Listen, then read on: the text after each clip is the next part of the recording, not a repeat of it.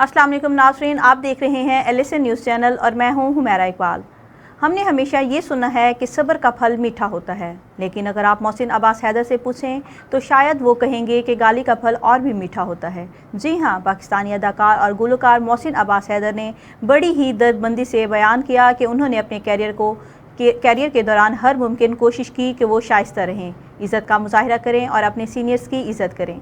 मगर जब 21 साल बाद उन्हें महसूस हुआ कि असल सितारे वही बनते हैं जो सेट पर दो चार लफ्ज़ी जूते चलाते हैं, तो उनका दिल चूर चूर हो गया। और क्यों ना हो, जब आप दिन रात मेहनत करें और फिर आपको ये पता चले कि असल में कामयाबी का दरवाज़ा खोलने के लिए गालियों का एक छोटा सा गट्ठा चाहिए होता है, तो आपकी सारी मेहनत को लफ्ज़ी तौर पर पानी फिर जाता है।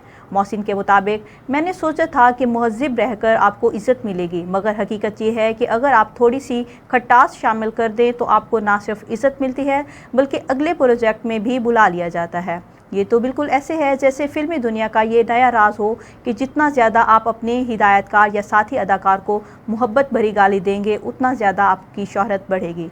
ये तो शायद हमारे बचपन में किसी ने नहीं सिखाया था, वरना हम सब आज एक्टर होते। अब सवाल ये है कि क्या मोहसिन अब्बास हैदर वाकई अपने मशवरे पर अमल करेंगे? क्या हम उन्हें अगली फिल्म के सेट पर एक नई गाली गलौज तकनीक आजमाने वाले देखेंगे, या फिर ये बयान सिर्फ एक तंज़िया मजाक था?